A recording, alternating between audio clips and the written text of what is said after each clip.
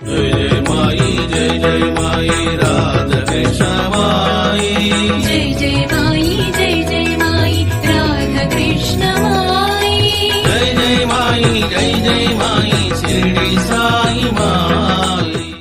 கொஞ்சம் கட் ஆயிட்டு, அதனால யாரும் தவற எடுத்துக்க வேண்டாம். கொஞ்சம் சிட்டிங் ப்ராப்ளமாக இருக்கிறதுனால கொஞ்சம் கட் ஆயிட்டு, திரும்பவும் நம்ம இந்த விபூதியினுடைய மகத்துவத்தை ஆரம்பிப்போம். பாபாவுடைய அருட்பெரும் கருணை பெறணும் அப்படின்னா பாபாவினுடைய இந்த உதியினுடைய விசேஷமாக நம்ம தாராளமாக பெறலாம். நம்மளுடைய நாயன்மார்களில் திருஞான சம்பந்த மூர்த்தி அந்த திருநீரு அணியிறத பற்றின ஒரு மகத்துவத்தை சொல்லியிருக்கார். இந்த திருநீரு அணியிறத பற்றின மகத்துவத்தை சொல்லியிருக்கார். அவர் மட்டும்தான் சொல்லியிருக்காரா அப்படின்னா இல்லை. இந்த தேசத்தில் பிறந்த எண்ணற்ற மகான்கள் எல்லாருமே சொல்றது ஒன்று என்னன்னா, எல்லாருமே ஆண்கள் எல்லாம் விபூதியை இந்த நெற்றி முழுக்க பூசணும் அப்படின்றது சொல்லப்படுதான். ஆண்கள் எல்லாருமே பொதுவா இந்த நெற்றி முழுக்க விபூதியை பூசணும் அப்படின்னு சொல்லுவாங்க. அதே மாதிரி பெண்கள் எல்லாரும் என்ன பண்ணணும்னா அழகா விபூதியும் இடணும், குங்குமமும் இடணும் அப்படின்றத சொல்லுவாங்க. விபூதி யாருப்பா அப்படின்னா பரமேஸ்வரனா, குங்குமம் யாருப்பா அப்படின்னா சாட்சாத்து அம்பாலாம். சரிங்களா? விபூதி பரமேஸ்வரன், குங்குமம் பரதேவதையான அம்பாள். பரதேவதையான அம்பாள் தான் விபூதி குங்குமத்தோட சொரூபமா அம்மா இருக்காளாம். ஆகையினால இந்த விபூதி பரமேஸ்வரனுடைய சொரூபமே, குங்குமமானது தேவியினுடைய சொரூபமே. பொதுவா மகான்கள் எல்லாரும் பொதுவா பெண்கள்கிட்ட மகான்கள் என்ன சொல்றாங்க அப்படின்னா, பெண்களானவர்கள் பார்த்தீங்கன்னா நம்ம கலாச்சார முறைப்படி இந்த குங்குமத்தை இந்த 2 புருவத்துக்கு நடுவுல வைக்கணும் அப்படின்றத சொல்றாங்க. பெண்களுக்கு அடியன்னு சொல்ற பெண்களை பொறுத்து ஒவ்வொரு பெண்களும், அது கல்யாணம் ஆயிருக்கிற பெண்ணா இருக்கோ இல்ல கல்யாணம் ஆன பெண்ணா இருந்தாலும் பரவாயில்லை, குங்குமத்தை இந்த 2 புருவத்துக்கு நடுவுல வைக்கணும் அப்படின்றது தான் விதியம். அது மகான்கள், காஞ்சி மகா பெரியவா போன்ற மகான்கள் சொன்னது. இப்படி வச்சா எனக்கு என்ன லாபம் அப்படின்னு இந்த காலத்து பொம்பளை பிள்ளைங்க கேட்குறாங்கன்னு வைங்களேன்.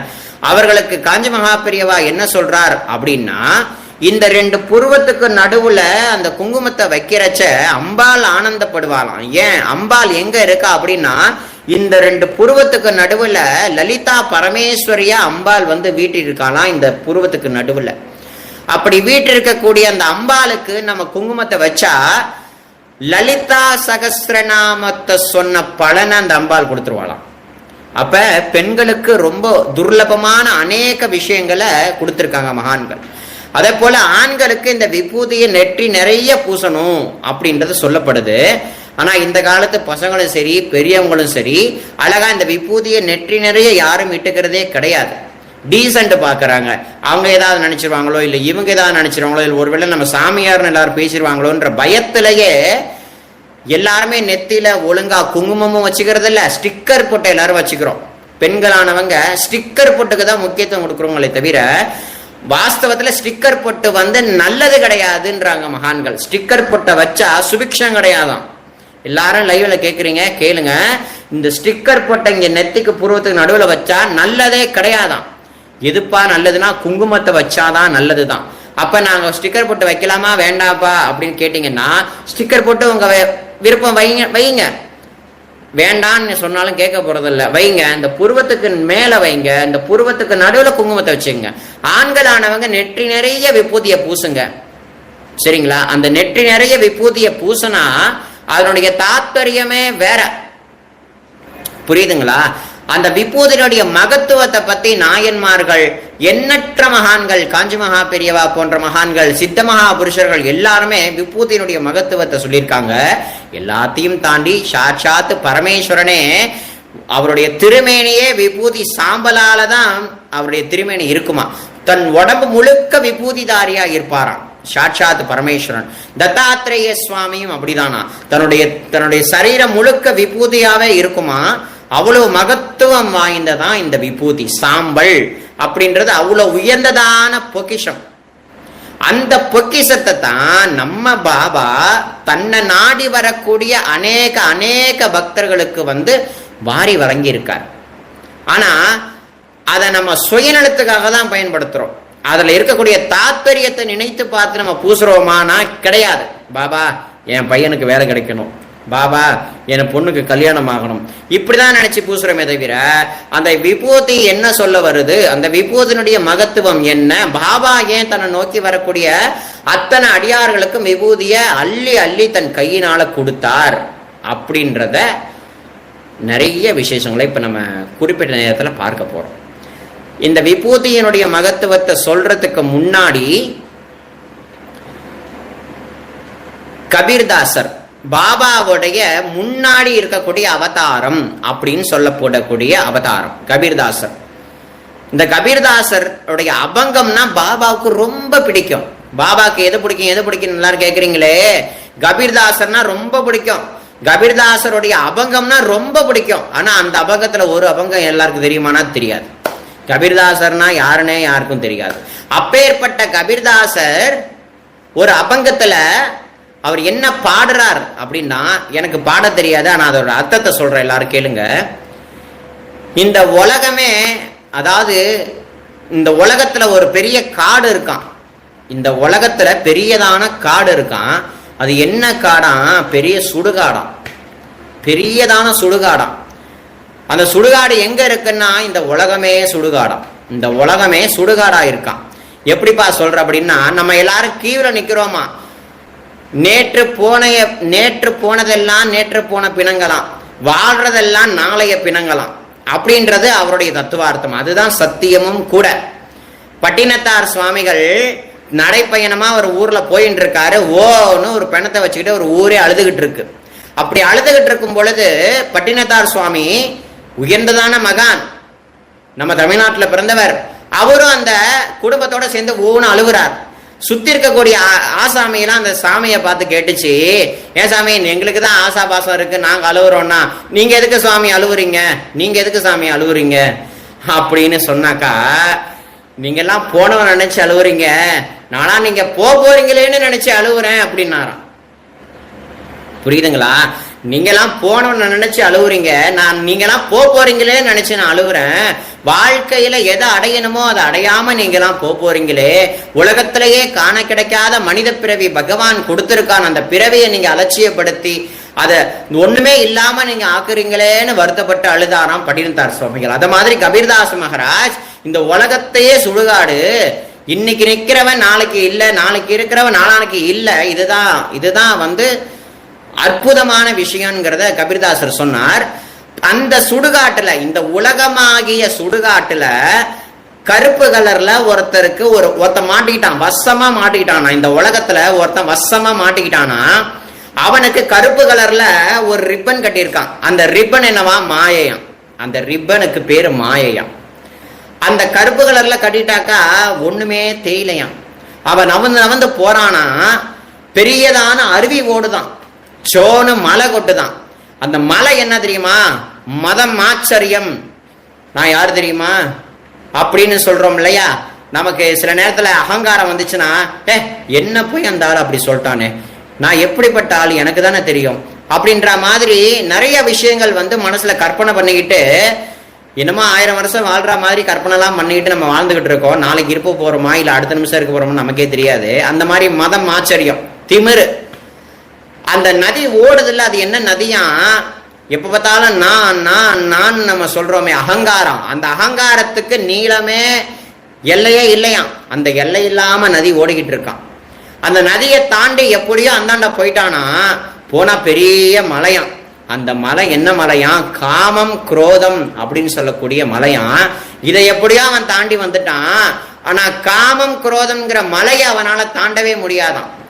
அப்ப மேலே இருந்து ஒருத்தர் கயிறு போடுறாராம். அடே இந்த கயிறை பிடிச்சுக்கடா அப்படின்னு சொல்றாராம். யாருவா? சத்குருநாதர். சத்குருநாதர் மேலே இருந்து கயிறை போடுறாராம். அந்த கயிறை பிடிக்கக்கூடிய அளவுக்கு அவனுக்கு கிருபை, அவனுக்கு அந்த பக்தி, அந்த ஸ்ரத்தை இருந்துச்சுன்னா, குருநாதர் கிருபை பண்ண மாத்திரத்துல அவனுடைய கைக்கு அந்த கயிறு மாட்டி குருநாதர் பிடிச்சி இழுத்துருவார். புரியுதுங்களா?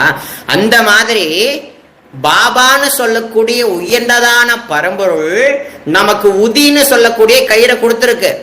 உதிங்கிறது ஏதோ நெத்தியில பூசிக்கிறது, வேண்டுனதெல்லாம் நிறைவேற்றிடும், நமக்கு செல்வத்தெல்லாம் கொட்டி கொடுத்துரும், நம்ம ஒரே நல்ல கோடீஸ்வரன் ஆயிடுவோம்லாம் கற்பனை பண்ணிக்கிட்டு இருக்கோம். வாஸ்தவத்தில் அது என்ன உதி அப்படின்றத பாபா அவருடைய சாயி சச்சரிதத்துல அவர் சொல்றாரு, அடே இந்த உலகமெல்லாம் சாம்பலால போடப்பட்ட கோலம்டா அப்படின்றார் பாபா. இந்த உலகம் முழுக்க சாம்பலால போடப்பட்ட கோலமா? இந்த உலகத்துல நடக்கக்கூடிய எல்லா நிகழ்ச்சிகளும் சரி, இந்த உலகத்துல நடக்கக்கூடிய எல்லா விஷயங்களும் சரி, இந்த உலகத்துல வாழக்கூடிய அத்தனை ஜீவராசிகளும் சரி, இந்த உலகத்துல எதுவுமே இல்ல, எல்லாமே சாம்பல் தான் அப்படின்றத பாபா சொல்றார். அக்னின்ற ஒண்ணு இருக்கு, அக்னி. அந்த அக்னிக்கு நல்லவன் கெட்டவன் அது இதுன்னு எதுவுமே தெரியாது. பாபா நிறைய விறகுகளை கட்ட வாங்கி வாங்கி எரிச்சுக்கிட்டே இருப்பாராம். எரிக்கும் போது அது சாம்பலா வருது பார்த்தீங்களா? அந்த மாதிரி அந்த மனுஷ உடம்பும், இந்த மனுஷ உடம்பும் ஒரு நாள் இல்ல ஒரு நாள் சாம்பலா போயிடும்பா, ஒரு நாள் இல்ல ஒரு நாள் சாம்பலா போயிடும். ஆகையினால அகங்காரம் இல்லாம நீ உன்னுடைய வாழ்க்கையை நடத்து. எல்லா உயிர்களிலேயும் தெய்வம் இருக்கிறார் அப்படின்றத பாவிச்சு பண்ணு. நான்கிற அகங்காரம் கொண்டு அலையாத. நாள் முழுக்க காலையில ஏந்திரிக்கிறதுல இருந்து நைட்டு தூங்குற வரைக்கும் ஓயாம ஓடுறோம் ரன்னிங் ரேஸ். சம்பாதிச்ச காசெல்லாம் ஒண்ணு ஆஸ்பத்திரிக்கு போகுது, இல்ல கேஸுக்கு வக்கீல்கிட்ட போகுது, இல்ல எங்கெங்கேயோ போகுது, கையில தங்குறதே கிடையாது. என்ன மாதிரி வாழ்க்கையை வாழ்ந்துகிட்டு இருக்கோம்? மனசுக்கு நிம்மதி இருக்கா? மனசுக்கு சந்தோஷம் இருக்கா? மனசுக்கு ஆனந்தம் இருக்கா? அப்படின்னா ஒண்ணுமே கிடைக்க மாட்டேங்குது. ஆனால் திருநீரை பூசினா ஆனந்தம் கிடைக்கும். அந்த திருநீரை பூசும்போது குருநாதர் எதை நினைச்சு அவர் கொடுக்கிறார் அப்படின்னா, ஐயோ என் பக்தனுக்கு ஐஸ்வர்யமும் கிடைக்கணும், அவன் பெரிய கோடீஸ்வரனாலாம் கொடுக்க மாட்டாரு. இந்த விபூதியுடைய தத்துவத்தை மகனே நீ புரிஞ்சுக்கோ.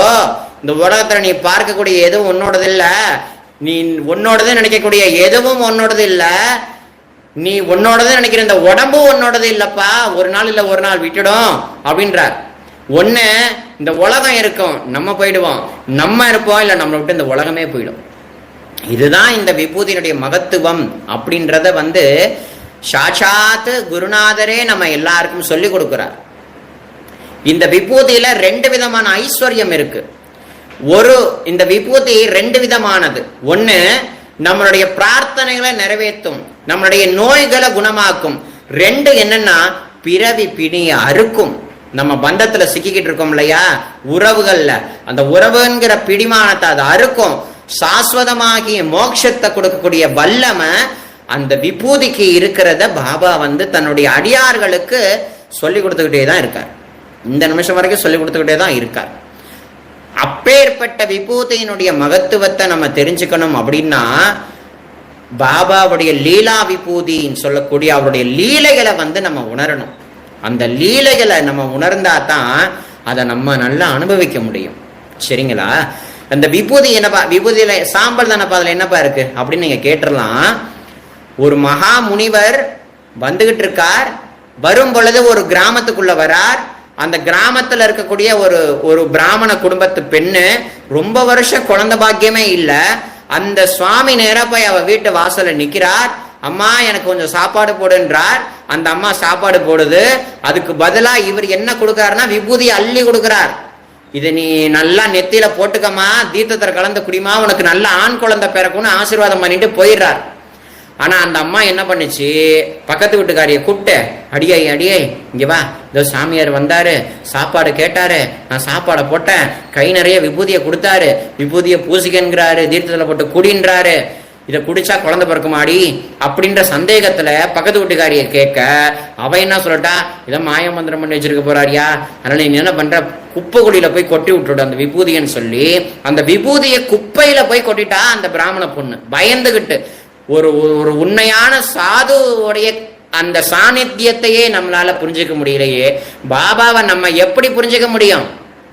பாபாவை நம்ம எப்படி புரிஞ்சுக்க முடியும்? புரிஞ்சுக்கவே முடியாது. அப்ப அந்த விபூதியை கொண்டு போய் குப்பை தொட்டியில போட்டாச்சு. சரியா 12 வருஷம் கழிச்சு விபூதி கொடுத்த அதே குருநாதர் வரார். அம்மா, உன் வீட்டுல 12 வயசுல ஒரு பையன் இருப்பானே, அவனை கூப்பிடுமான்னாரு. என் வீட்டுல 12 வருஷமா? என் 12 வருஷமா எனக்கு குழந்தை பாக்கியமே இல்லையே. நீ சொல்றது தப்பு, உண்மையிலேயே அவன் பிறந்திருக்கான், வளர்ந்திருக்கான்.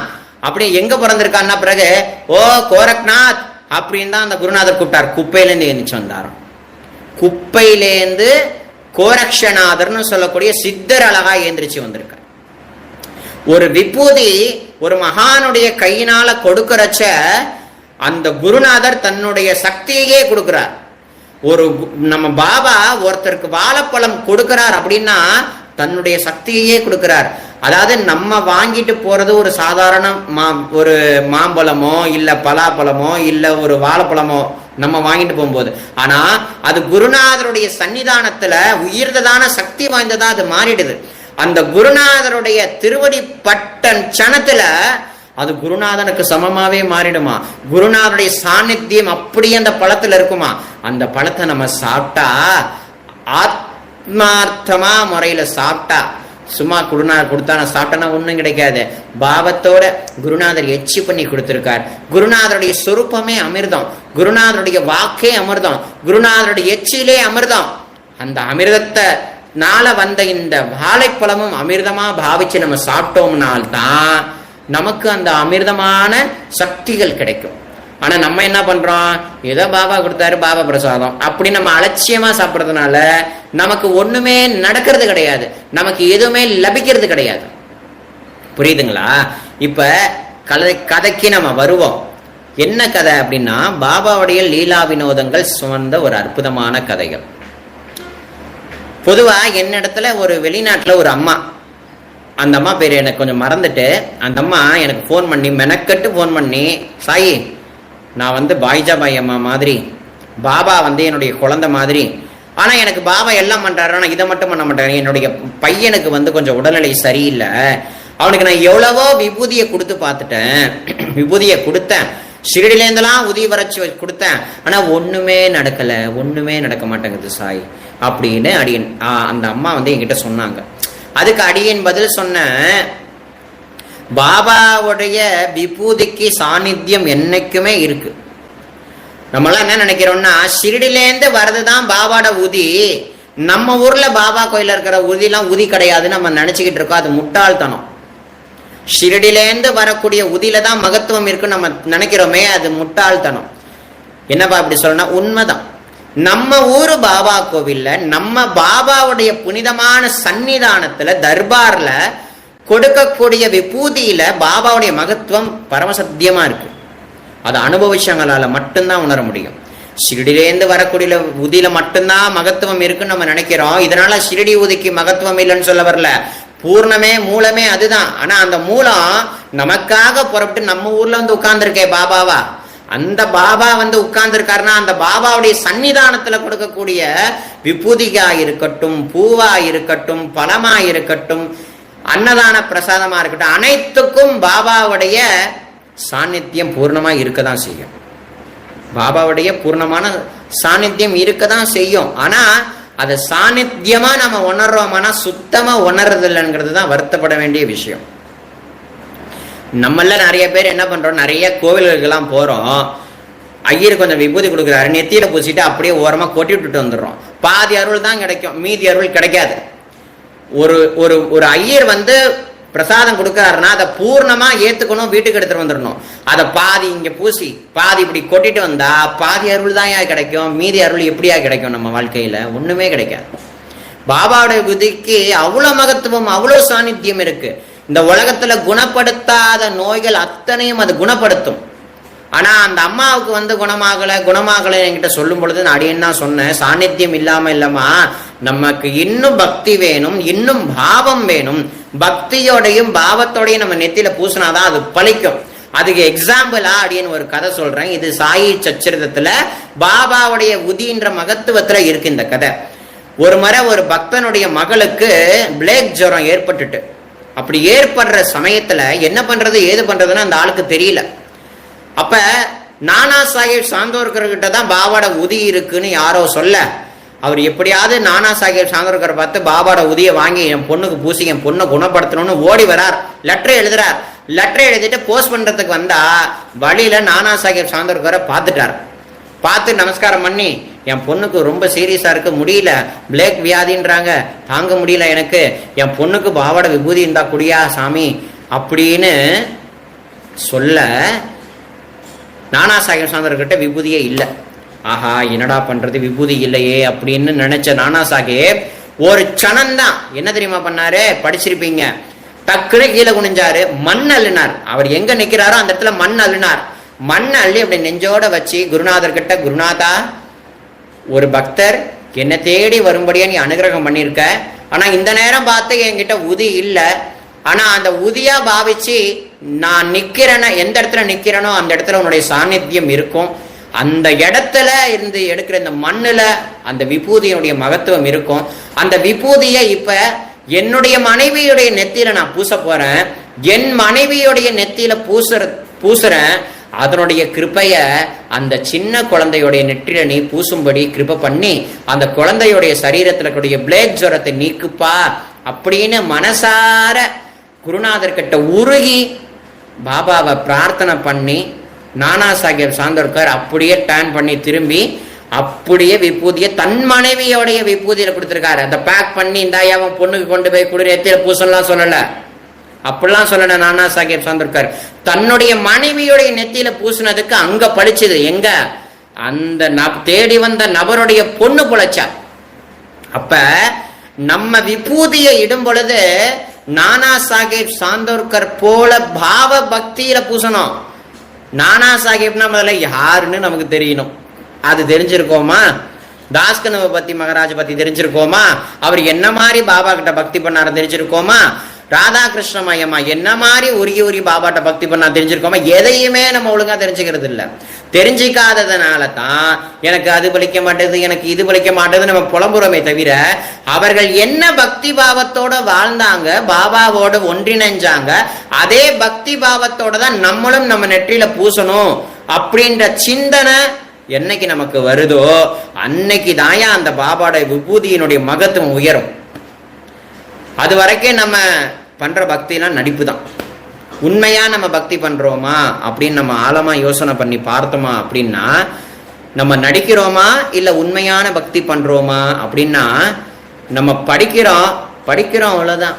ஆனா அதை நம்ம வாழ்க்கையில கொண்டு வந்து அதை நடைமுறை வாழ்க்கையில கொண்டு வந்தா தான் நம்ம உண்மையான பக்தி செலுத்துறோம்னு அர்த்தமாகும். நானா சாஹேப் எப்படி தன்னுடைய மனைவியோடைய நெத்தியில அந்த பொண்ணுடைய நெற்றியில பூசுற மாதிரியே பாவிச்சு பூசினாரோ, அந்த பாவ பக்தியில நமக்கு அந்த பாவ பக்தி நமக்கு இருக்கா அப்படின்னு நம்ம ஆழமா யோசிக்கணும். அதையும் காட்டிலும் அடுத்ததான ஒரு அற்புதமான லீலை, பாபா சில அடியார்களுடைய வாழ்க்கையில எண்ணற்ற விதமான லீலா வினோதங்களை பண்றார்.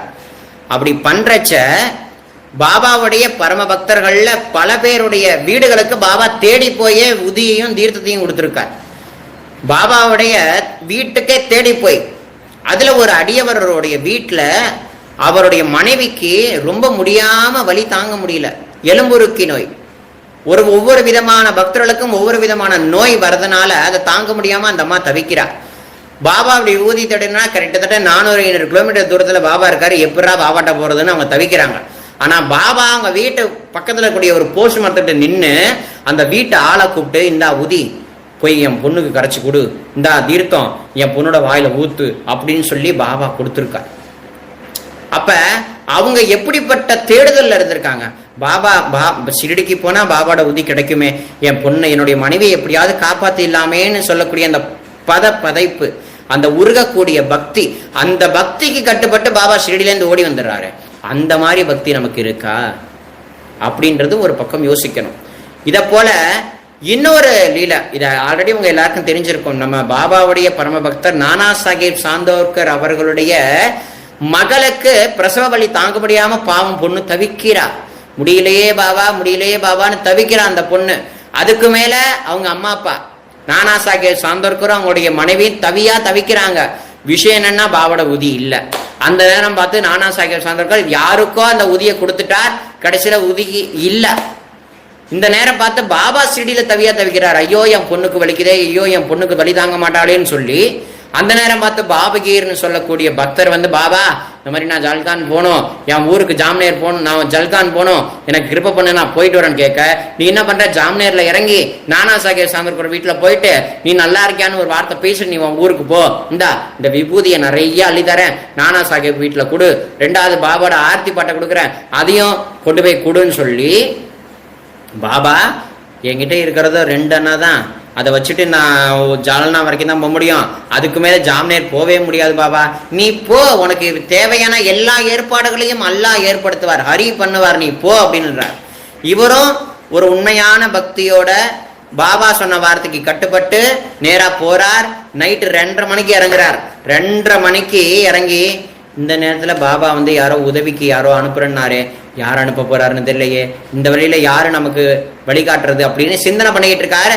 சிறிடிலேருந்து வந்திருக்கிற பாபகிரி பூவா யார் அப்படின்னு ஒரு ஆள் வந்து பார்த்தா, இவர் யாரா, அது என் பேரை சொல்லி கூப்பிடுறது, நான் தான் அது, நானா சாஹேப் அம்சாரு, சீக்கிரம் வாங்க அப்படின்னு சொல்லி சீக்கிரமா கூட்டு போறார். போற வழியில பாவம் பசி தாங்கல. அந்த நேரம் பார்த்து இந்த குதிரை ஓட்டுற ஆளு, இந்தாங்க சாப்பிடுங்க அப்படின்னு சொல்லவும், இந்த ஆளு பாக்குறதுக்கு முஸ்லீம் மாதிரியே இருக்காரு, இவர் முஸ்லீமா இந்துவா அப்படின்னு சந்தேகம் பாபுகிரி பூவாக்கு. அந்த நேரம் பார்த்து இதே ஆளு என்ன சொல்றாருன்னா, நான் ஒரு இந்துயா அப்படின்னு சொல்றாரு. அப்ப 2 பேரும் சாப்பிட்டுட்டு விடிய காலையில நானா சாஹேப் சாந்தோர்கருடைய வீடு வரைக்கும் கொண்டு போய் அந்த குதிரை வண்டிக்காரர் அழகா விட்டுட்டு இருக்கார். இவர் ஒதுக்குப்புறமா போயிட்டு திரும்பி வர பார்த்தா எதுவுமே இல்லை.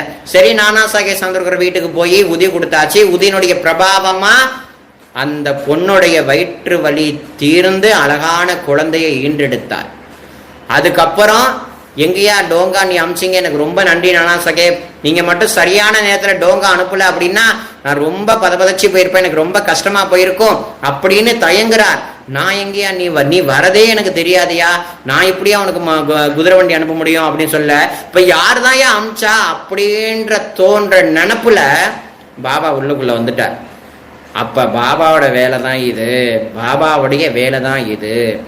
பாபா சொல்றார், என்ன எந்த பக்தன் உள்ள பூர்வமா நினைக்கிறானோ, என்னுடைய நாமத்தையும் என்னுடைய லீலைகளையும் என்னுடைய கதைகளையும் சதா சர்வ காலம் நினைச்சுக்கிட்டு இருக்கானோ, அவனுடைய வீட்டுல நான் ஒரு வேலைக்காரனா இருப்பேன்னு சொல்றார் பாபா. அவருடைய வீட்டுல நான் ஒரு வேலைக்காரனா இருப்பேன் அப்படின்றத பாபா சொல்றார். நானா சாஹேப் சாந்தோர்கர் வீட்டுல ஒரு வேலைக்காரனாவே இருந்திருக்கார். உண்மைதானே? ஒரு என்ன சொல்றது, அவ்வளவு கருணாமூர்த்தி நம்ம பாபா, ஒரு அற்புதமான கருணாமூர்த்தி. சில பேர்களுக்கு ரொம்ப தாங்க முடியாத வயிற்று வலியா இருக்கும், ஆனா அவர்களுக்கு உதிய கொடுக்க மாட்டார் பாபா. ஏன் அப்படின்னா, அவர்களுக்கு அந்த அந்த அந்திம காலம், மரணம் எழுதக்கூடிய தருணம் வந்ததுனால பாபா உதி கொடுக்க மாட்டார்.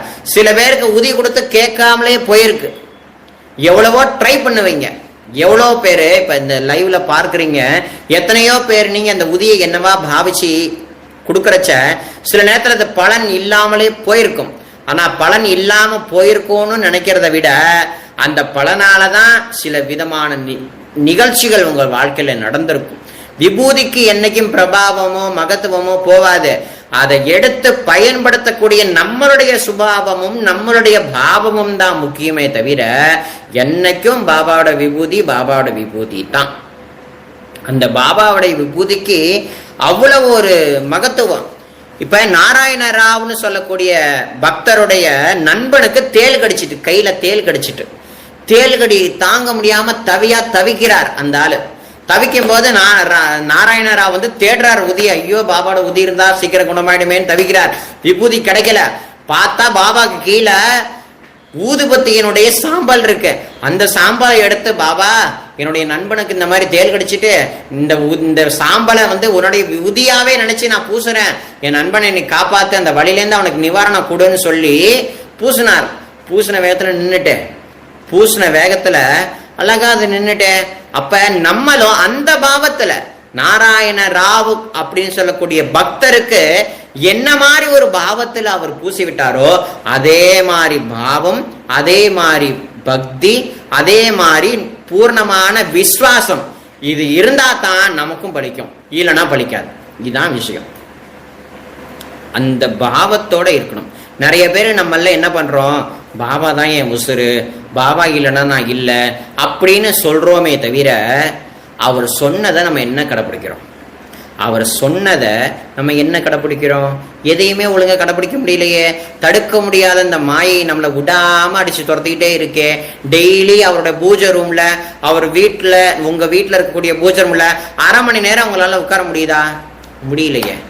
என்ன விஷயம்னா கால சூழ்நிலை, நம்ம அனுபவிக்க வேண்டிய கர்மாதீனமான விஷயம்தான். இதுல ஒரு சாய் அடி எனக்கு ஃபோன் பண்ணாங்க. சாயி, இந்த மாதிரி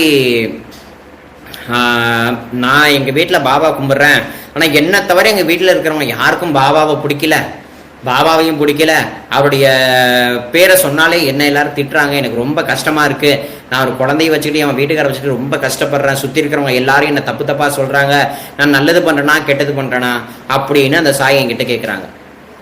படியன்னு சொன்னேன், அம்மா உனக்கு மட்டும் இந்த தலைவலி இல்லை, எனக்கும் ஆரம்ப காலத்துல எங்க அப்பா உயிரோடு இருக்கும் பொழுது வந்தது.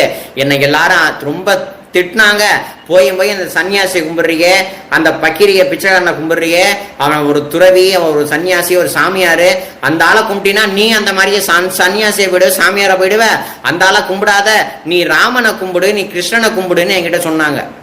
அந்த மாதிரி அந்த பெண்ணையும் பக்கிரியான பாபாவை கும்பிடாத, நீ பக்கிரியா போயிடுவ, பக்கிரியை கும்பிட்றதுக்கு பதிலா நீ நிறைய கிருஷ்ணனை, ராமனை, முருகனை இந்த மாதிரி வழிபாடு பண்ண, பாபாவுக்கு வழிபாடு பண்ணாத அப்படின்னு நிறைய சொல்ற. புரியுதுங்களா? அந்த மாதிரிலாம் அதுலயும் ஒரு டெஸ்ட் இருக்கு, பாபா நமக்கு வச்ச டெஸ்ட். ஆனா அந்த டெஸ்ட்ல அடியனை பாபா பாஸ் பண்ண வச்சார். நான் பாஸ் பண்ணேன்ற ஒரு அகங்காரத்தில் சொல்லல, பாபா தான் என்ன அந்த டெஸ்ட்ல பாஸ் பண்ண வச்சார். அவர் தான் டெஸ்ட் வச்சார், அவர் தான் பாஸ் பண்ணவும் வச்சார். புரியுதுங்களா? அப்ப அந்த விபூதியினுடைய மகத்துவம் ரொம்ப ரொம்ப அளப்பரியது. அந்த விபூதிய நம்ம டெய்லி, பாபாவுடைய விபூதி ஷிரடியிலேருந்து தான் வரணுங்கிறது கிடையாது. நம்ம ஊர்ல பாபா கோவில்கள்ல, சில பாபா கோயில்ல அக்னிகுண்டமே கிடையாது. பாபா கோவில்ல அக்னிகுண்டமே கிடையாது. அது மகா தப்பு. எந்த பாபா கோயில்லையும், பாபா கோவில் அப்படின்னாலே பாபாவுடைய சுவாச ரீதியான அக்னிகுண்டம் இருக்கணும். அது ஓரளவாவது பூர்ணமா எரியணும். சில பாபா கோயில்ல பூர்ணமா எரியறது இல்லை, ஆனாலும் பரவாயில்ல. காலையிலையும் சாயந்தரமாவது அதை ஏத்தி அதுலேருந்து வரக்கூடிய சாம்பலை நம்ம அந்த கோவிலுக்கு வரக்கூடிய பக்தர்களுக்கு அதை கொடுக்கணும். அது பாபாவுடைய மகத்துவம் புரிந்ததா இருக்கக்கூடிய சாநித்தியத்தை அது கொடுக்கும். ஏன்னா பாபாவுடைய சுவாசமே அந்த அக்னிகுண்டம் தான். அக்னிகுண்டத்தின் மூலமா தான் பாபா தன்னுடைய பக்தர்களுடைய கர்மத்தை எரிகிறார். இந்த விறகு, இந்த நவதானியம், நெய்யெல்லாம் ஏதோ பொருள் நினைச்சுக்காதீங்க. நம்ம பண்ணக்கூடிய பாவம், நம்ம செய்த பாவம். வாரம் பாபா கோயிலுக்கு போங்க, பாபா கோயிலுக்கு போங்கன்னு சொல்லிக்கிட்டு இருக்கோம். வாரம் நீங்களும் பாபா கோயிலுக்கு போயிட்டே இருக்கீங்க. போறதுனால வரதுனால என்னப்பா லாபம் அப்படி கேட்டீங்க அப்படின்னா, பாபா எந்த கோவில்லையும் ஒரு அற்புதமான சுரூபதாரியா தான் உட்கார்ந்துருக்காரு. எல்லா கோயில்லையும் பாபா சாநித்தியத்தோட தான் இருக்கார். எல்லா பாபா கோயிலையும் பாபா அருள் பிரவாகமா தன்னுடைய பக்தர்களை எதிர்பார்த்து கொண்டு உட்கார்ந்துட்டு தான் இருக்கார். அப்படி உட்கார்ந்து இருக்கக்கூடிய சமய சந்தர்ப்பத்துல ஒரு ஜீவனை பாபா இழுக்கிறார் அப்படின்னா, இழுக்கிறதுக்கு முன்னாடி பாபா அந்த ஜீவனை நினைச்சு அந்த ஜீவன் செய்யக்கூடிய பாவதாபங்களை அக்னி குண்டத்துல எரிச்சிருவார்.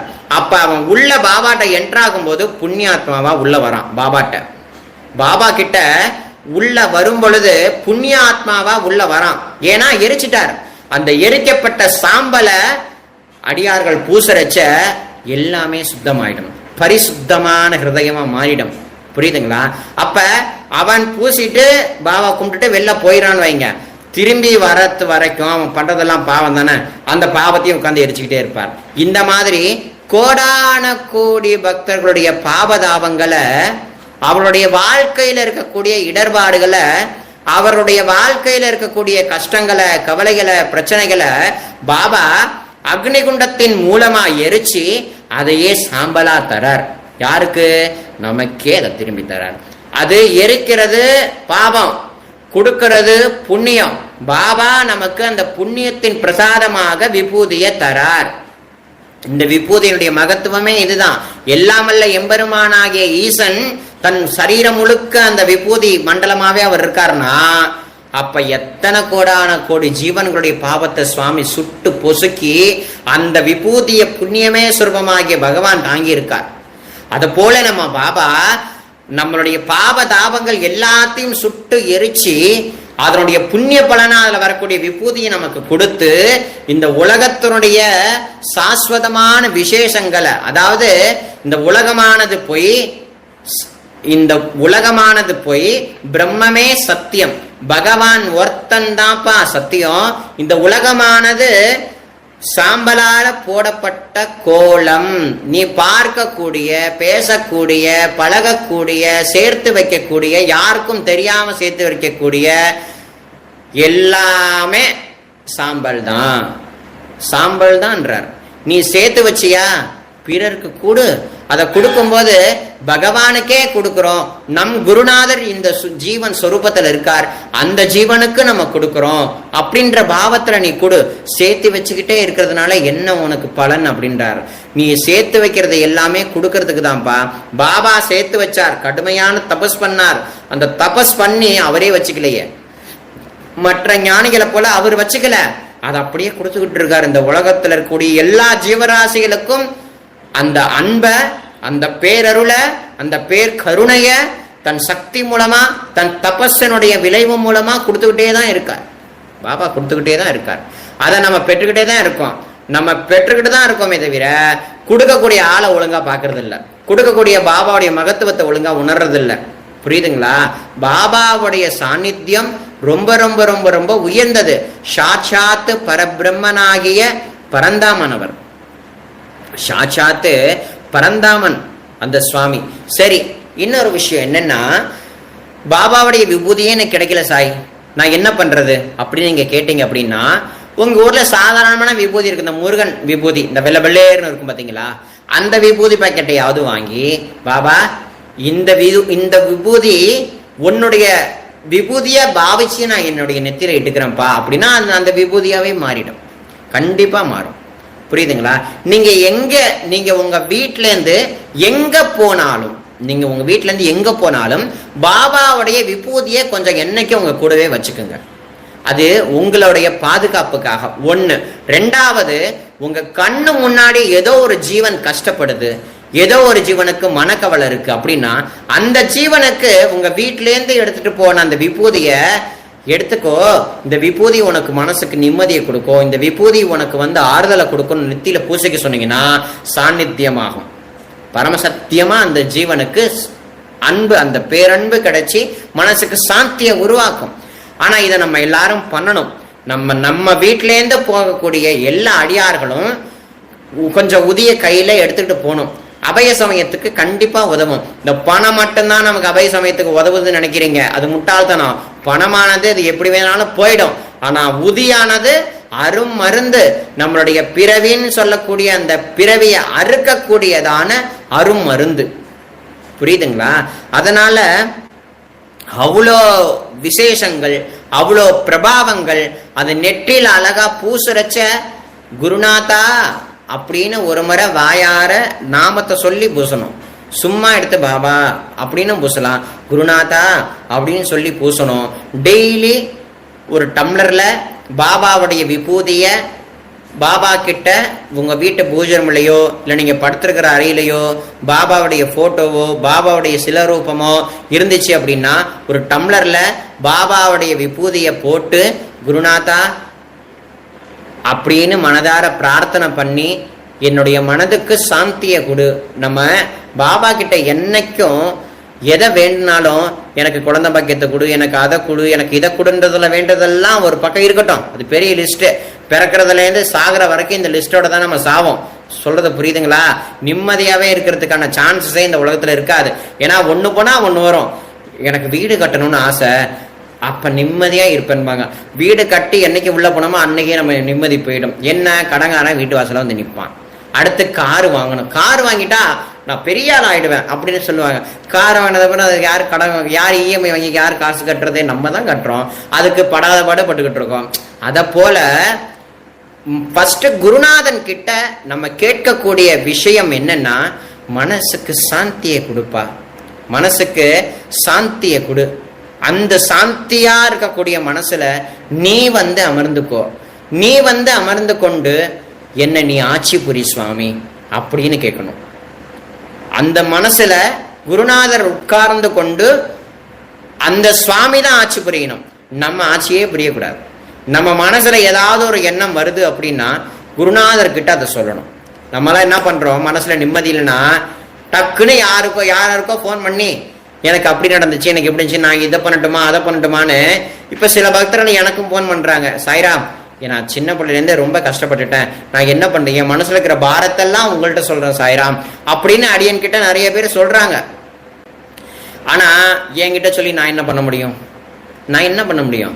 குருநாதா இந்த குழந்தைக்கு நீ தான் ரட்சிக்கணும் அப்படின்னு தான் சொல்ல முடியுமே தவிர என்னால உங்களுக்கு ஏதாவது பண்ண முடியுமானா ஒண்ணுமே பண்ண முடியாது. குருநாதர் கிட்ட குருநாதா இந்த ஜீவன் போன் பண்ணியிருக்கு, நீ தான் ரட்சணை பண்ணணும், இதுதான் எனக்கும் தெரியும், நானும் உங்க கதியில தான் இருக்கேன். புரியுதுங்களா?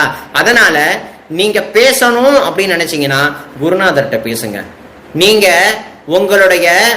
உங்களுடைய மனசுல ஏதாவது அழுகணும், யார்கிட்டையாவது பேசணும், யார்கிட்டையாவது நம்ம மனசுல இருக்கிறத எல்லாத்தையும் சொல்லணும்னு நினைச்சீங்கன்னா குருநாதர்கிட்ட போய் சொல்லுங்க. குருநாதர்கிட்ட போய் கத்துங்க, குருநாதா என்னை காப்பாத்து அப்படின்னு கத்துங்க. நம்ம கத்துறது பாபாக்கு கண்டிப்பா கேட்கும்.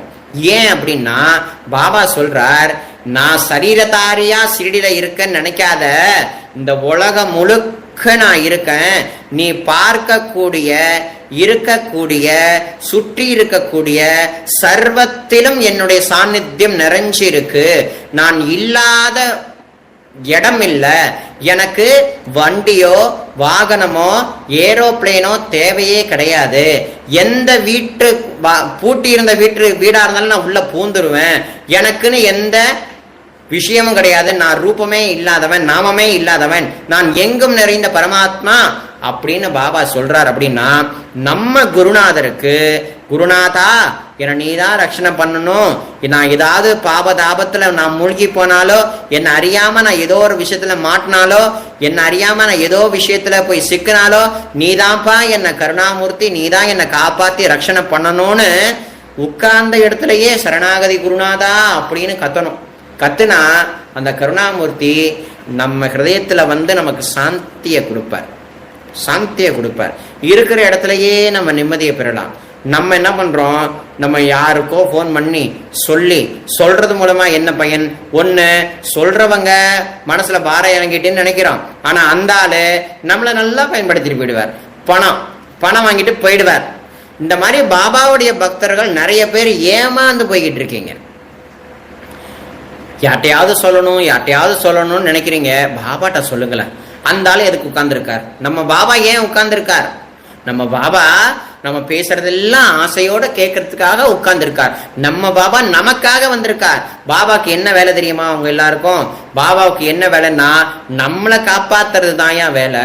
நம்மளையே சதா நினைச்சுக்கிட்டு இருக்கிற சுவாமி அவர்கிட்ட போய் கதறுங்க, அவர்கிட்ட போய் அழுவுங்க.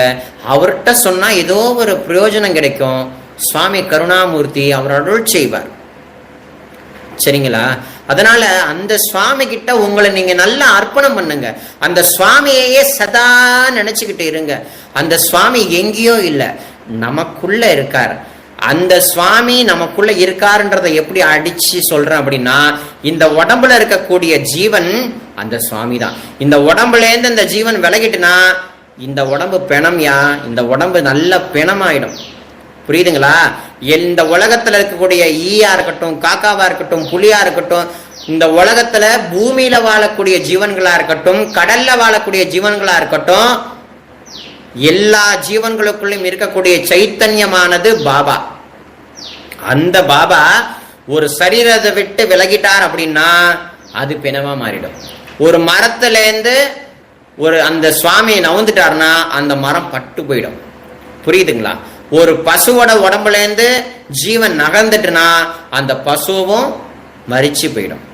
அதனால சர்வ ஜீவராசிகளுக்குள்ளேயும் நான் இருக்கிறேன் அப்படின்றத பாபா தெளிவா சொல்லியிருக்கார். ஆகையினால நம்ம வீட்டில இருந்து நம்ம போகும்போது கொஞ்சம் உதியை எடுத்துக்கிட்டு போனா, யாருக்காவது ஏதாவது ஒரு பிரச்சனைனா அந்த விபூதியை நீங்க கையால இட்டு விடுங்க. அதை இடும் பொழுதும் பாபா இந்த ஜீவனை காப்பாத்து அப்படின்னு நெத்தில நீங்க பூசி விட்டீங்கன்னா அந்த ஜீவனுக்கும் சந்தோஷமாகும், நமக்கும் ஆறுதல் கிடைக்கும், ஒரு சாந்தி கிடைக்கும். என்னைக்கும் பாபா கிட்ட உட்கார்ந்து என் மனதுக்கு முதல்ல அமைதியை கொடுப்பா, என் மனதுக்கு ஒரு சாந்தியை கொடுப்பா அப்படின்னு வேண்டுங்க. என்னை சுற்றி இருக்கக்கூடிய எல்லாருக்கும் நிம்மதியை கொடுத்து அன்பை கொடுத்து, டிப்ரெஷன் யார்கிட்ட என்ன சொல்றது என்ன பண்றதுன்னு தெரியாம முழிக்காம எதையோ நம்ம பேசிக்கிட்டு இருக்கோம், எதோ பண்ணிக்கிறோம்னு தோணுது. காரணம் என்னன்னு நம்ம தான் காரணம். நம்ம செய்யக்கூடிய ஒவ்வொரு செயலையும் நல்லா ஆழமா சிந்திச்சு யோசிச்சு பண்ணத்தான் நமக்கு அந்த விஷயம் புரியும். அந்த விஷயம் புரியணும்னா ஃபர்ஸ்ட் மனசு ஒருநிலைப்படணும். மனசு ஒருநிலைப்பட்டா தான் பாபாவுடைய பூர்ணமான அருள் நமக்கு கிடைக்கும். பாபாவுடைய பூர்ணமான சாநித்தியத்தை நம்ம உணரலாம். அதை உணர்றதுக்கான மார்க்கம் தான் இந்த விபூதி. இந்த விபூதி தான் எல்லாத்துக்குமே மூல புருஷன். அந்த விபூதி அப்படின்றது சாட்சாத்து பகவானே, வேற எதுவுமே இல்லை விஷயம். நமக்கு மோட்சத்தை கொடுக்கும் இந்த விபூதி, நம்மளுடைய எண்ணங்களை நிறைவேற்றும் இந்த விபூதி. எத்தனையோ பேர்களுக்கு அவர்கள் வேண்டிய வரங்கள் எல்லாவற்றையுமே தந்திருக்கு பாபாவுடைய விபூதி. அவ்வளவு உயர்ந்ததான விபூதியினுடைய மகத்துவத்தை, சாநித்தியத்தை நம்ம எல்லாரும் தெரிஞ்சுக்கணும், எல்லாருக்கும் சொல்லியும் கொடுக்கணும். சரிங்களா?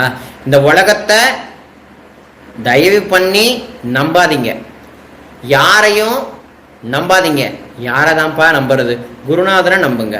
அதுக்கு தான் சொல்வார் ஒரு பாட்டுல, உலகத்தில் ஒருவரையும் நம்பாதே குருநாதனை தவிர, உலகத்தில் ஒருவரையும் நம்பாதே நம்பாதே குருநாதனை தவிர, உலகத்தில் ஒருவரையும் நம்பாதே. இந்த உடம்புலேருந்து உயிர் பிரிஞ்சிருமா, அப்படிதான் எல்லா ஜீவராசிகளும். அப்ப எதுதான்ப்பா சாஸ்வதம்னா குருநாதர் மட்டும்தான் சாஸ்வதமா. அதனால குருநாதரை மட்டும் நம்பினா போதும் அப்படின்றது தான் இந்த பாட்டு. புரியுதுங்களா? நம்ம நம்பணும், குருநாதனை பூர்ணமா நம்பணும். அதுல இன்னும் சில பேர்கள்லாம் கேட்கறாங்க, என்ன தெரியுமா கேள்வி? சாய்ராம், இந்த பாபாவுடைய போட்டோவை இந்த மற்ற சாமிகள் பக்கத்துல வைக்கலாமா அப்படின்னு கேட்குறாங்க. சந்தோஷமா வைக்கலாம். பாபாவை தனியா வச்சிங்கன்னா தான் பிரச்சனை உங்களுக்கு. எல்லா சாமிங்க கூடயும் சேர்த்து வச்சா என்ன லாபமா? மற்ற தெய்வங்கள்லாம் ஆனந்தப்படுமா? ஏன்னா அந்த தெய்வங்களுடைய சொரூபமாகிய பரபிரம்மே இந்த ரூபத்தை தரிச்சு தன் பக்கத்துல வந்து உட்கார்ந்துருக்கேன்னு பிள்ளையார் சந்தோஷப்படுவாராம், முருகர் சந்தோஷப்படுவாராம். புரியுதுங்களா? பாபான்னு சொல்லக்கூடிய சத்குருவை உங்க வீட்டு பூஜை ரூம்ல வச்சு வணங்குறதுனால உங்களுடைய குலதெய்வம் ஆனந்தப்படும். ஏன் அப்படின்னா உலகத்தையே உத்தாரம் செய்யக்கூடிய மும்மூர்த்திகள் சத்குரு. அந்த சத்குருவே ஒரு வீட்டுல ஒரு சிலாரூபமாகவோ ஒரு போட்டோ சொரூபமாகவோ எழுந்தருளா அப்படின்னா குலதெய்வத்துக்கு ஆனந்தம் கிடைக்கும், நம்மளுடைய முன்னோர்களுக்கு பரமானந்தம் கிடைக்கும். ஏன் அப்படின்னா குருநாதர் ஒரு வீட்டுக்குள்ள சிலை வடிவாவோ இல்ல போட்டோ சொரூபமாவோ, ஏன் ஒரு விபூதியினுடைய ரூபமாவோ உள்ள வந்துட்டார் அப்படின்னா கண்டிப்பா நன்மை. அதனால என்னைக்கும் உங்க வீட்டு குழந்தைகளுக்கு, உங்க வீட்டுல இருக்கக்கூடிய பெரியோர்களுக்கு நம்மளுடைய பாபாவனுடைய விபூதிய நெற்றி நிறைய பூசி விடுங்க. இல்ல நெற்றி நிறைய வேண்டாம், சிம்பிளா பரவாயில்ல, சிம்பிளா பூசி விடுங்க. பூசி விடும் பொழுது குருநாதா அப்படின்னு மனமுருகி அழகா நெற்றியில பூசி விட்டா சாநித்தியமாகும். உங்க பையன் இன்டர்வியூக்கு போறானா, பாபா இங்க வாடா கண்ணா, அவனுக்கு பாபாவையே பிடிக்கலையா, பரவாயில்ல விட்டுடுங்க. யாருக்கு என்ன தலைவிதியோ, யாருக்கு எப்ப பாபா மேல பிரியம் இருக்குமோ, பாபா எப்படி அந்த ஜீவன்கள் எல்லாம் ஆட்கொள்ளும் நினைக்கிறாரோ அப்ப ஆட்கொண்டு பார், அது அவரு பக்கம் விட்டுடுவோம். ஆனா நம்ம என்ன பண்ணணும்னா நம்ம வீட்டு குழந்தைகளுக்கு, நம்ம வீட்டு பெண் குழந்தைகளுக்கு நம் குருநாதனை, நம் சாய்நாதரை பத்தி சொல்லி கொடுங்க. அவரை எப்படி வணங்கணும், அவருடைய விபூதி எப்படி நெற்றியில பூசிக்கணும், அந்த பூசும் போது என்ன நினைக்கணும். 2 ஸ்லோகம், குருர் பிரம்மா குருர் விஷ்ணு குருதேவோ மகேஸ்வரா குரு சாட்சாத் பரபிரம்மா தஸ்மை ஸ்ரீ குரவே நமஹ, இல்ல ஓம் சாயி ஸ்ரீ சாயி ஜெய் ஜெய் சாயி அப்படின்னு ஏதோ ஒரு நாமாவளியோ நல்ல பாபாவுடைய மூல மந்திரமோ சொல்லி கொடுங்க. பாபாவுடைய விபூதி அழகா இட்டு விடுங்க. நீங்க டெய்லி சச்சரித்திரம் படிக்கிறேன், சாய்நாத சமஞ்சர் படிக்கிறேன், டெய்லி பாராயணமா பண்ணிக்கிட்டு இருக்கேன்னு சொல்றீங்க இல்லையே, உங்க வீட்டுல இருக்கிற பெரியவர்களோ இல்ல சிறியவர்களோ உட்கார வச்சு இதை நீ படி, உன் பாட புஸ்தகத்தெல்லாம் படிக்கிற, அது ஒரு பக்கம் இருக்கட்டும், இதுவும் இருக்கட்டும்பா. அதனால நீ வந்து சச்சரிதம் பாபாவோட படின்னு சொன்னா படிக்காம எங்க போவான்? படிப்பான். அப்படி படிக்கிறதுக்கு அவனுக்கு விருப்பம் இல்லைன்னா நீ அவனை உட்கார வச்சு இங்க வா நான் அவனுக்கு ஒரு கதை சொல்லுறேன்னு சொல்லி கொடுக்கணும். அவனை நம்ம வீட்டு குழந்தைகளை நம்ம லூஸ்ல விட விட நம்மளை மீறி அவங்க வெளில போயிடுவாங்க. மீன்ஸ் என்ன அப்படின்னா விளையாட்டுலயே மனசு போயிடும், கண்டதை பார்க்கறதுல மனசு போயிடும், டிவி அந்த செல்லுல கேம் விளையாண்டாதான் சாப்பிடுவாங்க, எல்லாம் மாறி போயிடும். சின்ன குழந்தையிலேருந்தே நம்ம வீட்டு குழந்தைங்களுக்கு நம்ம வணங்கக்கூடிய குலதெய்வமோ நம்ம வணங்கக்கூடிய இஷ்ட தெய்வமோ நம்மளுடைய குருநாதர்களை பத்தியோ சொல்லி கொடுத்துக்கிட்டே இருக்கணும். அப்படி சொல்லாம நம்ம விட்டுட்டோம்னா சரி வராது. நம்மளுடைய பாரத தேசத்தை கலாச்சாரத்தை நம்ம வீட்டு குழந்தைங்களுக்கு சொல்லி கொடுக்கலன்னா நெத்தியில விபூதி என்னைக்குமே இருக்கணும். ஆண் குழந்தைங்களுக்கு நம்ம வீட்டுல இருக்கிற பசங்களுக்கு நெத்தியில விபூதி இருக்கணும். பெண் குழந்தைங்களுக்கு நல்லா இப்படி நல்லா இந்த முடியெல்லாம் அப்படியே பின்னி இருக்கணும். அப்படியே விட்டுட்டா காத்துல பறக்கும். காத்துல பறக்கிற மாதிரி என்ன பிரயோஜனம்? ஒண்ணுமே பிரயோஜனம் இல்லை. நல்லா பின்னி இருக்கணும். நல்ல வஸ்திரங்கள் உடுத்தணும், பாரம்பரியமான வஸ்திரத்தை உடுத்தணும். ஆண் குழந்தைங்க நெற்றியில விபூதி, பெண்களுக்கு அழகான இந்த புருவத்துக்கு நடுவில் அழகான குங்குமம், ஸ்டிக்கர் போட்டு வைக்கிறத தயவு பண்ணி கட் பண்ணிடுங்க. இல்ல முடிஞ்ச அளவு மேல தூக்கி வச்சுங்க. குங்குமத்தை ரெண்டு இதுல அந்த புருவத்துக்கு நடுவில் வைங்க. இந்த மாதிரி நல்ல நல்ல விஷயங்களை எல்லாருக்கும் கொஞ்சம் சொல்லி கொடுங்க. சொல்லி கொடுக்கத்தான் பாபாவுடைய சாநித்தியம் எல்லாருக்கும் தெரியும். நம்மளுடைய குலதெய்வத்தினுடைய சாநித்தியமும் புரியும். நம்மளுடைய முன்னோர்கள் சொல்லி வச்ச எல்லாத்தையும் சொல்லி கொடுங்க. நமக்கே ஒன்றும் தெரியாதுன்னா நம்மளால ஒன்றும் பண்ண முடியாது. அப்படி சொல்லி கொடுக்கறதுக்கு தான் வந்திருக்கார் நம்மளுடைய குருநாதர். ஆகையினால இந்த லைவ் மூலமா நம்ம பாபாவுடைய அந்த விபூதியை பத்தி நிறைய லீலைகள் இருக்குதான். ஆனாலும் ஓரளவு நம்ம இப்ப சொல்லியிருக்கோம். இப்ப நமக்கு தேவையான லீலைகள் நிறைய இருக்குதான். ஆனா அந்த லீலைகளையும் காட்டிலும் இப்போதைக்கு இருக்கிற ஜெனரேஷன், இப்போதைக்கு நடைமுறை வாழ்க்கையில இருக்கக்கூடிய நம்ம எப்படி நடந்துக்கணும்னு சொல்றதுதான் என்னுடைய நோக்கம். பாபாவுடைய லீலைகள் கடல், அந்த கடலை சொன்னா நமக்கு புரியுமோ புரியாதோ அது தெரியாது. ஆனா இப்போதைக்கு உள்ள மக்களுக்கு, இப்போதைக்கு உள்ள ஜெனரேஷனுக்கு, பாபாவுடைய பக்தர்களுக்கு எப்படி நடந்துக்கணும், பாபாவை எப்படி வணங்கணும், பாபாவுடைய விபூதியை எப்படி இட்டுக்கணும்ங்கிறதெல்லாம் சொல்லிக் கொடுக்கணும். இதுல ஒரு சாய்ராம் என்ன கேட்டிருக்காருன்னா, எனக்கு சாய் பாபாவின் விபூதி வேண்டும் அப்படின்னு கேட்டிருக்காரு. உங்களுக்கு வேண்டும் அப்படின்னா உங்க ஊர்ல இருக்கக்கூடிய பாபா கோவிலுக்கு போங்க. அங்க துணின்னு ஒன்று அணையாத அக்னிகுண்டம் இருக்கும், அதுக்கு ஒரு நமஸ்காரம் பண்ணுங்க. பாபாட்ட போங்க, பாபா கோயில்ல விபூதி இருக்கும், அதை அழகா பொட்டலமா மடிச்சு வீட்டுக்கு எடுத்துட்டு வாங்க. சப்போஸ் நீங்க போகக்கூடிய பாபா கோயில்ல விபூதியே இல்லைன்னு வைங்க, ஒன்றும் கவலைப்பட வேண்டாம். அவங்களே விபூதியை வச்சிருப்பாங்க. ஏதோ ஒரு முருகன் பிளாஸ், ஏதோ ஒரு வெள்ளை கலர் விபூதி வச்சிருப்பாங்க. அந்த விபூதியையாவது பொட்டலம் கட்டி வீட்டுக்கு எடுத்துட்டு வாங்க. சரிங்களா? அதனால விபூதியினுடைய மகத்துவம் ரொம்ப ரொம்ப ரொம்ப ரொம்ப அளப்பரியது. அதனால அந்த சுவாமியுடைய சாநித்தியத்தை நம்ம புரிஞ்சுப்போம். இதே லைவ்ல இன்னொரு முக்கியமான தகவல் என்ன அப்படின்னா, வர திங்கட்கிழமை கோகுலாஷ்டமி, ரொம்ப முக்கியமான நாள், ரொம்ப உன்னதமான நாள். அன்னைக்கு லைவ் கொடுக்கலாம் அப்படின்னா எனக்கு நிறைய வேலை இருக்கிறதுனால அன்னைக்கு என்னால் லைவ் கொடுக்க முடியாது. அதுக்கு பதிலா புதன்கிழமை இதே நேரம் 3 மணிலேருந்து 4 மணி வரைக்கும், புதன்கிழமை 3 மணிலேருந்து 4 மணி வரைக்கும் கோகுலத்து கண்ணனும் ஷீரடியின் மன்னனும், நம்ம பாபாவே பரமாத்மா, அந்த பரமாத்மாவே கண்ணபெருமான், அந்த கண்ணபெருமானே நம்ம சாய்நாத். ஆகையினால கோகுலத்து கண்ணனாகிய நம்ம பாபாவுடைய விசேஷங்களை நம்ம தெரிஞ்சுக்க போறோம். நம்ம பாபா சாட்சாத்து கண்ணன், அந்த கண்ணனுடைய லீலைகளை நம்ம கலந்து நம்ம அனுபவிக்க போறோம். புதன்கிழமை சாயங்காலம் சரியா 3 மணிலேருந்து 4 மணி வரைக்கும் அந்தக்கான ஷெடியூல். புதன்கிழமை சாயங்காலம். ஆகையினால எல்லா அடியார்களும் அந்த புதன்கிழமை வரக்கூடிய லைவ்ல கலந்துக்குங்க. அவசியம் நமக்கு எல்லா நன்மைகளும் கிடைக்கட்டும். உங்களுக்கு ஏதாவது டவுட்ஸ் இருந்ததுன்னா மெசேஜ் பண்ணுங்க. மேற்கொண்டு வரக்கூடிய செப்டம்பர் மாதம், அடுத்த மாதம் 8ஆம் தேதி நம்மளுடைய சேனல்ல அனகாலட்சுமி சமேத பிரபு தத்தாத்திரேய சுவாமியினுடைய திருக்கல்யாணம் முழுசா லைவ் நடக்கும். இந்த மாதிரி லைவா இருக்காது, ப்ரொஃபஷனல் லைவா இருக்கும், ரொம்ப கிளீனா இருக்கும். அந்த லைவை தயை பண்ணி எல்லாரும் பாருங்க. அந்த கல்யாணம், முழு கல்யாணத்தையும் எல்லாரும் கண்டு ரசிங்க.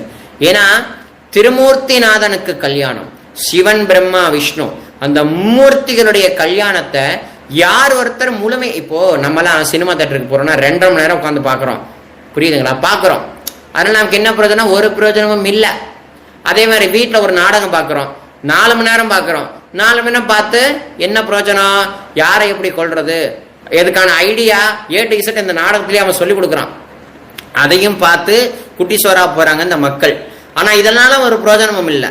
ஆனா இந்த மாதிரி வைபவம் நிறைந்த விசேஷங்களை நம்ம மணிக்கணக்கா உட்காந்து பார்த்தா நமக்கு புண்ணியம் கிடைக்கும், நம்முடைய முன்னோர்கள் சந்தோஷப்படுவாங்க, நம்முடைய சந்ததிகளுக்கு நல்ல பாக்கியம் கிடைக்கும். ஆகையினால ஒரு 4-5 மணி நேரம் அந்த லைவ் நடக்க போகுது. ப்ரொஃபஷனல் லைவா இருக்கிறதுனால உங்க வீடுகள்ல பெரிய டிவி இருந்துச்சுன்னா அந்த டிவி மூலமா நீங்க லைவ் பார்க்கலாம்.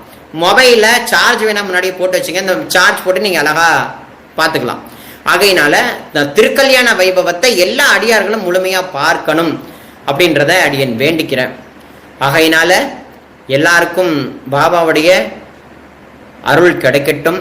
நம்மளால முடிஞ்ச அளவு நம்ம வாழ்க்கையில இன்னைக்கு பேசுறோம், நாளைக்கு இருப்போமாங்கிறது தெரியாது. ஆகையினால இருக்கிற ஒவ்வொரு நாளையும் அழகா பயன்படுத்துங்க, அற்புதமா பயன்படுத்துங்க. யாராவது உங்களுடைய மனசை காயப்படுத்திட்டாங்க அப்படின்னா பரவாயில்ல, விட்டு கொடுத்து நீங்க போங்க, என்னைக்கும் இறங்கி போங்க.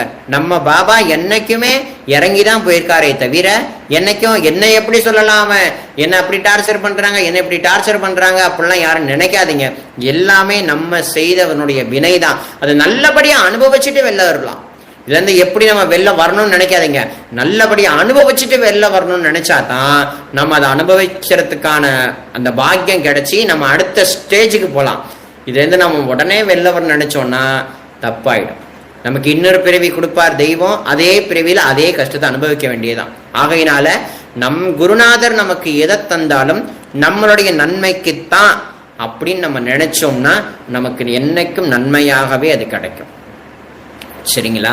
ஆகையினால பாபாவை பரிபூரணமா நம்பினவங்க எல்லாருக்கும் எல்லா விதமான சந்தோஷத்தையும் கொடுக்கக்கூடிய சுவாமி நம்ம பாபா. அப்பேற்பட்ட பாபா தன் கிட்ட வரக்கூடிய எல்லாருடைய பாவத்தையும் தன்னுடைய அக்னி மூலமா எரிச்சு புண்ணியமே வடிவாகிய முக்தியை கொடுக்கக்கூடிய, நம்மளுடைய வாழ்க்கைக்கு தேவையானது அத்தனையும் அருளக்கூடிய விபூதியை தரார். அந்த விபூதிய நம்ம அற்புதமான பாவத்தோட பக்தி ஸ்ரத்தையோட பூசிக்கிறோம் அப்படின்னா நமக்கு கிடைச்ச பாக்கியம்.